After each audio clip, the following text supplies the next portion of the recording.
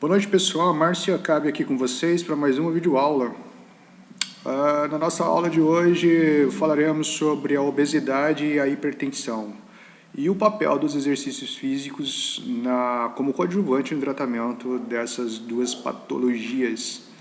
Portanto, nossos objetivos serão conhecer a fisiopatologia das doenças cardiovasculares, compreender o papel da prática de exercício físico e entender os mecanismos biomarcadores da hipertensão. Nossa metodologia, videoaula expositiva, eu sou o professor Márcio Acabe, concentre-se na aula e vamos lá. Muito bem, pessoal, hoje nesta aula falaremos sobre as doenças cardiovasculares, mas especialmente sobre a hipertensão relacionada à obesidade. Portanto, as doenças cardiovasculares representam a principal causa de mortalidade nos países industrializados, sendo doença arterial coronariana a mais frequente, né? O desenvolvimento das doenças cardiovasculares relaciona-se com a obesidade, a hipertensão arterial e as dislipidemias. Problemas reforçados por hábitos alimentares inadequados e sedentarismo, principalmente. No que diz respeito à obesidade, a manutenção por um longo período está associada ao aparecimento de marcadores inflamatórios, como estudamos na última aula, além das alterações do perfil metabólico e a inatividade física. Constitui-se, então, um fator de risco que sofre grande aumento na população mundial.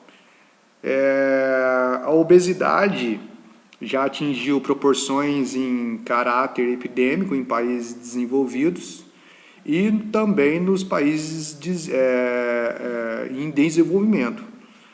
Esse fato gerou preocupação geral para os órgãos de saúde em nosso meio e em diversos países do mundo. Do ponto de vista da saúde pública, a obesidade resulta um gasto muito alto, principalmente pelo fato de esta estar relacionado com um grande número de doenças e fatores de risco para as doenças cardiovasculares. Dentre os fatores de risco para as doenças cardiovasculares associados à obesidade, pode-se destacar, mais uma vez, como a hipertensão, a dislipidemia e também a resistência à insulina, o que pode levar a diabetes tipo 2, a glicemia de jejum alterada, além da intolerância à glicose e a própria diabetes como o desfecho final como complicações. Dentre os problemas destacados, podemos citar a aterosclerose, que é um processo que apresenta vários marcadores inflamatórios em concentrações aumentadas, sendo mais evidente em indivíduos obesos e dislipidêmicos. Embora essa relação entre a massa gorda e a função vascular ainda seja um pouco entendida, a obesidade de forma independente demonstra a diminuição na resposta da vasodilatação e mesmo com as necessidades do aumento do fluxo arterial. O que se tem constatado é que indivíduos obesos apresentam maior frequência da hipertensão arterial sistêmica, da síndrome metabólica, da dislipidemia, entre outros fatores de riscos cardiovasculares que contribuem aí para alterações da parede endotelial. Conforme vocês podem ver na imagem, aqui o acúmulo de placas de gorduras, também conhecido como aterosclerose, e isso gera um processo inflamatório da rigidez dos vasos sanguíneos, levando a diversos problemas, aí, inclusive a hipertensão. Outro mecanismo associado à fisiopatologia desta condição está relacionado à ativação do sistema renina-angiotensina, que irá causar, por fim, aí, maior vasoconstrição, ou seja, a redução do vaso sanguíneo, tornando-se frequente uma ferramenta de manutenção em um ciclo vicioso da lesão contínua, levando aí à isquemia. Por fim, cabe também ressaltar a presença de um estado pró-trombótico que realiza fundamentalmente aí a participação da crise hipertensiva. Essa é a sequência, conforme vocês podem ver na imagem, né? A pressão arterial elevada, autorregulação ineficiente, aumento da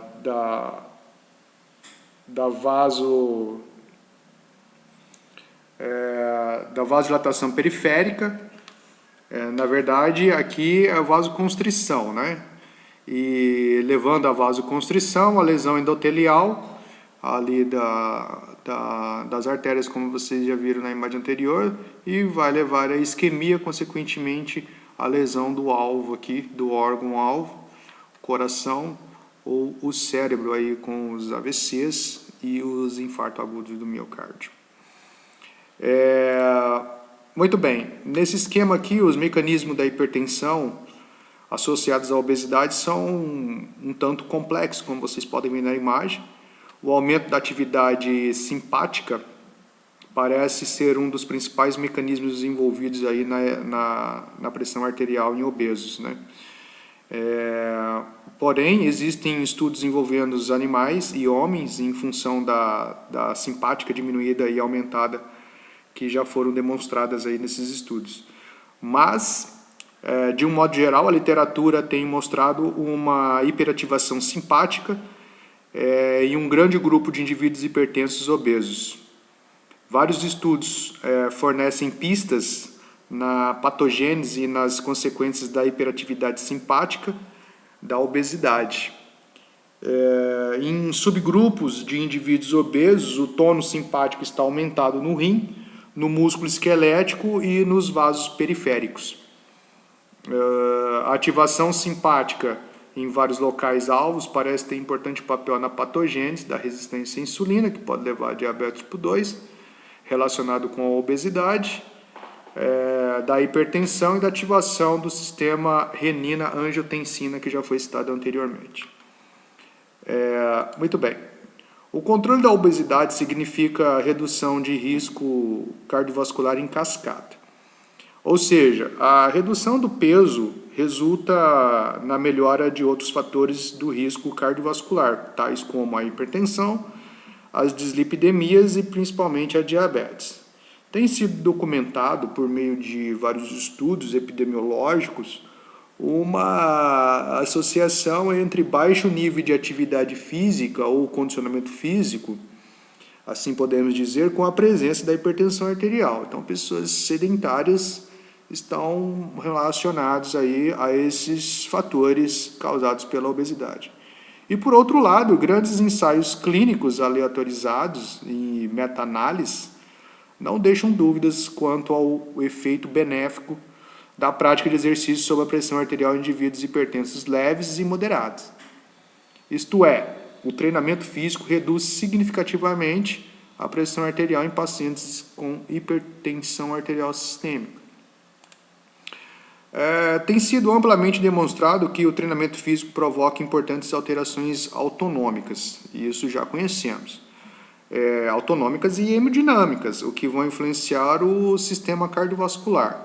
Como, por exemplo, podemos citar a bradicardia em repouso, a diminuição da atividade nervosa simpática renal e da atividade nervosa simpática muscular, assim como o menor débito cardíaco, um estudo feito em ratos espontaneamente hipertensos.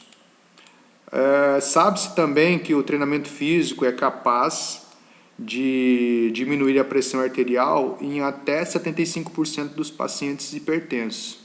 E, além disso, a magnitude da redução pressórica apresenta certa variação ao analisarmos os resultados de recentes meta-análises. Por exemplo, um estudo de Halbert e colaboradores relataram que o treinamento físico aeróbico reduzia a pressão arterial sistólica em 4,7 milímetros de mercúrio e a pressão arterial diastólica em 3,1, quando comparados de grupos controles sem treinamento físico. Já em uma meta-análise realizada por Hegberg e colaboradores, foi observado que o treinamento físico provoca uma redução de 11 milímetros de mercúrio e 8 milímetros de mercúrio na pressão arterial sistólica e diastólica, respectivamente. E o estudo mais recente de Welton e colaboradores analisaram 54 estudos controlados de meta-análise, né, e verificaram a redução média da pressão sistólica 3,7 milímetros de mercúrio e 2,6 na pressão diastólica. Nesse esquema aqui, há um dos mecanismos possíveis para explicar a diminuição da pressão arterial como o coadjuvante aí, a participação em exercícios físicos e na melhora aqui do sistema renina-angiotensina-aldosterona, que regula as funções essenciais aí do organismo, como a manutenção da pressão arterial, balanço hídrico e de sódio, além de diminuição da resistência vascular periférica, a qual relaciona a diminuição da atividade nervosa simpática. Essa menor ativação simpática com treinamento físico tem sido evidenciada pela redução dos níveis de noradrenalina plasmática ou um spillover de noradrenalina pela redução da atividade nervosa simpática periférica, ou mesmo pelo aumento da liberação de prostaglandina. E, adicionalmente, o aumento na sensibilidade barorreflexa com o treinamento físico pode estar associado à diminuição da atividade nervosa simpática. Para outros investigadores, no entanto, o treinamento físico provoca diminuição plasmática no volume sistólico, que pode levar à diminuição do débito cardíaco. O que podemos concluir, então, é que, de qualquer forma, o que aponta os estudos é que o exercício realmente tem aí um forte potencial no controle da hipertensão arterial sistêmica.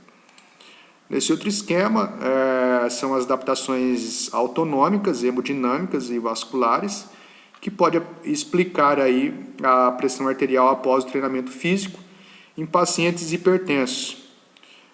No vaso, o treinamento físico promove o aumento do óxido nítrico e endotelial, diminuindo a razão da parede luz e o estresse oxidativo. Em conjunto, essas adaptações vasculares, a possível melhora da complacência vascular, o que resulta no aumento da sensibilidade do nervo depressor aórtico e, consequentemente, a sensibilidade barorreflexa arterial.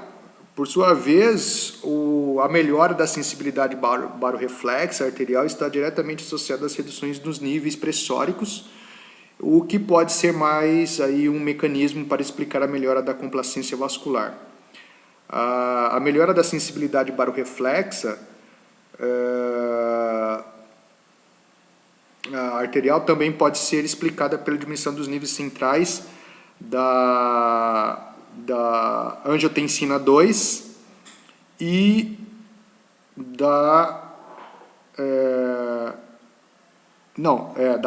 dos níveis centrais e da angiotensina 2, conforme mostra aqui na imagem. Adicionalmente, no sistema nervoso central, o treinamento físico promove diminuição dos números das sinapses excitatórias, que juntamente com a diminuição dos níveis centrais da angiotensina 2, que podem também explicar a diminuição da atividade nervosa simpática. Além disso, uma possível melhora no controle quimiorreflexo, mediada pelo aumento da disponibilidade de óxido nítrico, após o treinamento físico, também contribui para a diminuição da atividade nervosa simpática. Paralelamente, a diminuição da atividade simpática está relacionada à redução da resistência vascular periférica e a frequência cardíaca em repouso, diminuindo assim o débito cardíaco e, em consequência, a pressão arterial. E, por fim, a diminuição da atividade neural do hipotálamo posterior reduz de forma direta os níveis pressóricos aí, fazendo com que você trabalhe com os exercícios físicos, na prescrição correta, as intensidades, o volume, a frequência semanal, para que haja o controle da hipertensão arterial. Um estudo verificou a influência da intensidade do treinamento físico na pressão arterial. Podemos constatar que, ao contrário do que imaginávamos, a ideia de que quanto mais exercício fosse realizado, maior seria o seu efeito hipotensor. E isso não passava de uma noção errada. Estudos recentes realizados demonstraram que a intensidade do treinamento físico pode ser crucial no resultado final alcançado sobre a hipertensão arterial. Enquanto o treinamento de baixa intensidade, em média aí de 50% do consumo de oxigênio de pico, provocou diminuição significativa da pressão arterial sistólica, diastólica e média. Isso feito em ratos espontaneamente hipertensos. O treinamento de alta intensidade, aí por volta de 85% do consumo de oxigênio pico, não modificou o quadro da hipertensão nesta mesma linhagem de ratos. Então, neste momento, é muito importante que o profissional consiga aí fazer o controle das variáveis na periodização do treinamento e na escolha também do que fazer para que haja realmente o controle da hipertensão. Nós chamamos isso de dose-resposta e que não coloque tudo a perder ou coloque em risco aí a saúde do indivíduo hipertenso. O que sabemos também, em vários estudos, é que uma única sessão de treinamento físico provoca a diminuição da pressão arterial no período pós-exercício e essa queda ela perdura aí por volta de até 24 horas, tendo, portanto, a importância clínica.